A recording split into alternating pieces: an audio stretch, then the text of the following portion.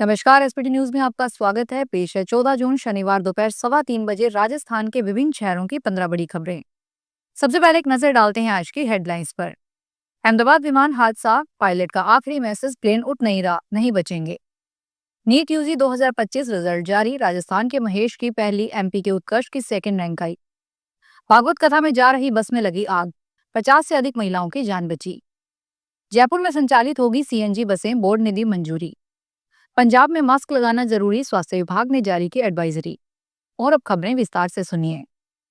अहमदाबाद विमान हादसे में पायलट सुमित सबरवाल का एयर ट्रैफिक कंट्रोलर को भेजा गया आखिरी मैसेज सामने आया है, जिसमें उन्होंने कहा, थ्रस्ट नहीं मिल रहा, प्लेन उठ नहीं रहा, नहीं बचेंगे।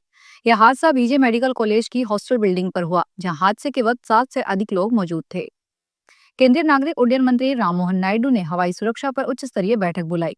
गुजरात के गृह मंत्री हर्ष संघवी ने बताया कि फॉरेंसिक जांच प्रक्रिया तेज की जा रही है। अहमदाबाद एयर इंडिया विमान हादसे में फ्लाइट का ब्लैक बॉक्स मिल चुका है, जिसमें दुर्घटना के कारणों की जांच की जा सकेगी। हालांकि यह ब्लैक बॉक्स किसी साधारण डिवाइस से नहीं पढ़ा जा सकता। नेशनल टेस्टिंग एजेंसी ने नीट यूजी 2025 का रिजल्ट शनिवार को जारी कर दिया। राजस्थान के हनुमानगढ़ के महेश केसवानी की पहली और इंदौर के उत्कर्ष अवधिया की सेकंड रैंक आई है।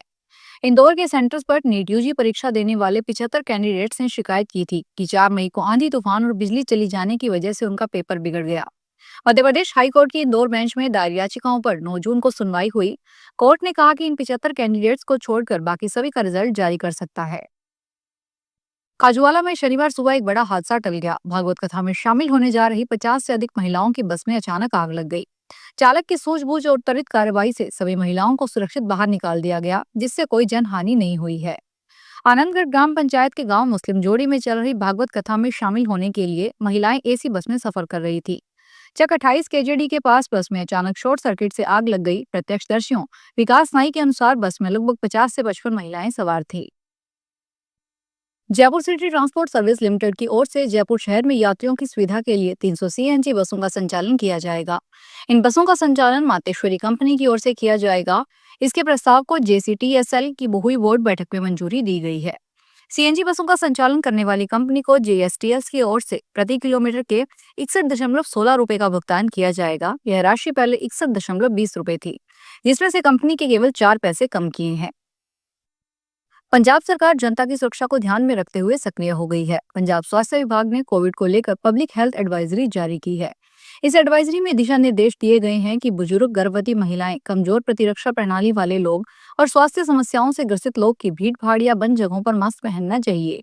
स्वास्थ्य कर्मी मास्क पहने और कोविड उपयुक्त आहार का पालन करें। अगर आपको बुखार, खांसी या सांस लेने में परेशानी हो तो मास्क पहने और डॉक्टर से संपर्क करें।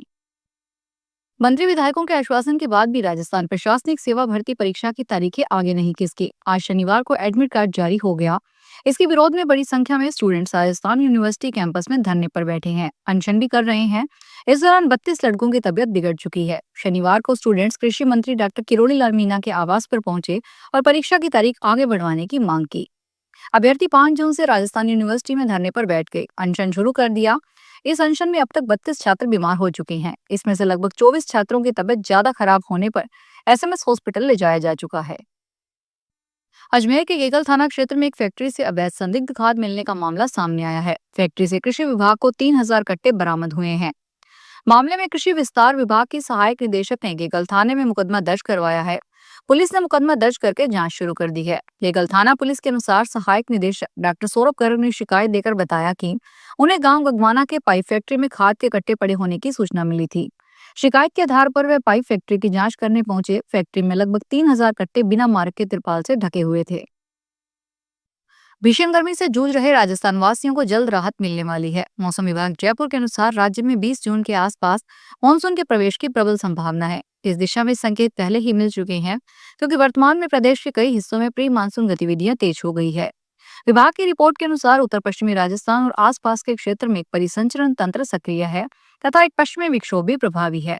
इससे मौसम में बड़ा बदलाव देखने को मिल रहा है। 14 जून से प्रदेश के कई जिलों जैसे जयपुर, कोटा, अजमेर, उदयपुर, बीकानेर, जोधपुर, भरतपुर में बादल, तेज आंधी, बिजली की गरज चमक और बारिश की गतिविधियां देखी जा रही है।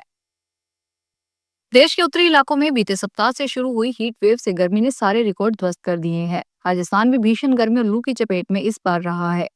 जेठ में चली हीट वेव आषाढ़ मास में भी जारी रही। हालांकि मौसम विभाग ने अगले 48 घंटों में प्रदेश में राहत की बौछारें बरसने पर जानलेवा गर्मी से आंशिक राहत मिलने के संकेत दिए हैं। देश भर में श्रीगंगानगर पिछले 4 दिनों से सर्वाधिक गर्म शहर रहा। वहीं जिले में पिछले 91 साल में दूसरी बार अधिकतम तापमान सर्वाधिक दर्ज किया गया। मौसम विभाग के रिकॉर्ड के अनुसार 14 जून 1934 को शहर का अधिकतम तापमान 50 डिग्री सेल्सियस दर्ज हो चुका है। झुंझुनू के बिसाऊ कस्बे में स्थित सिंगानिया स्कूल के पास शनिवार सुबह एक बड़ा सड़क हादसा हो गया। हरियाणा रोडवेज बस एक खड़े ट्रोले में पीछे से टकरा गई, जिससे बस का परिचालक पूरी तरह से बस में फंस गया। 10 से अधिक यात्री घायल हो गए। हादसे के बाद अफरा तफरी का माहौल बन गया। लोगों ने निजी वाहनों की मदद से घायलों को अस्पताल पहुंचाया। एम्बुलेंस हादसे के 1.5 घंटे बाद सुबह 7:30 बजे मौके पर पहुंची। आरडीएसएस योजना के तहत भिवाड़ी विद्युत सर्किल में स्मार्ट मीटर लगाने की प्रक्रिया शुरू हो गई है, जिसमें 2,86,000 सिंगल और 3 फेज मीटर लगाए जाएंगे। यह कार्य तिजारा, किशनगढ़, बास और भिवाड़ी उपखंड से प्रारंभ हुआ है। पुराने मीटर के स्थान पर नए मीटर लगाए जाएंगे और यदि उपभोक्ता की पुरानी केबल खराब है तो उसे भी बदला जाएगा। नई मीटर के माध्यम से बिजली बिल समय पर जमा न करने पर तकनीकी सहायता से बिजली आपूर्ति बाधित की जा सकेगी। इस योजना में जयपुर सर्किल के 21 में से 17 सर्किल शामिल है और स्मार्ट मीटर लगाने में 1,225 करोड़ की लागत आएगी। जालौर नगर परिषद के कंप्यूटर रूम में शनिवार को अचानक शॉर्ट सर्किट से आग लग गई। आग से पंखा, कुर्सी जल गए। हालांकि बड़ा हादसा टल गया। नगर परिषद एक्शन दिलीप माथुर ने बताया कि सुबह करीब 9 बजे अचानक नगर परिषद में स्थित मनरेगा कार्यालय के कंप्यूटर रूम में अचानक शॉर्ट सर्किट हो गया। इससे आग लग गई। रूम में लगा पंखा और बिजली के बोर्ड के पास रखी कुर्सी जल गई। ईरान और इजराइल के बीच जारी युद्ध के साथ ही दुनिया भर में बाजार में अस्थिरता के हालात पैदा हो गए हैं, जिससे शेयर बाजार में जहां भारी उठापटक का सिलसिला शुरू हो गया है, वहीं सोने व चांदी की कीमतों में भी तेजी आ गई है। शनिवार को स्टैंडर्ड सोने की कीमत जहां 200 रुपए बढ़कर 1,02,200 के शिखर पर पहुंच गई, जबकि चांदी की कीमत 100 रुपए टूटकर भी 1,09,200 रुपए के रिकॉर्ड पर स्तर पर बरकरार है। प्रधानमंत्री मोदी 4 दिवसीय विदेश यात्रा पर रवाना होने वाले हैं। पीएम मोदी 15 से 18 जून तक कनाडा, साइप्रस और क्रोएशिया का दौरा करेंगे। पीएम मोदी के दौरे की शुरुआत साइप्रस गणराज्य से होगी। इसके बाद पीएम मोदी कनाडा और फिर क्रोएशिया गणराज्य जाएंगे। साइप्रस गणराज्य के राष्ट्रपति निकोलस क्रिस्टोलाइट्स के निमंत्रण पर प्रधानमंत्री मोदी 15-16 जून को साइप्रस की आधिकारिक यात्रा करेंगे।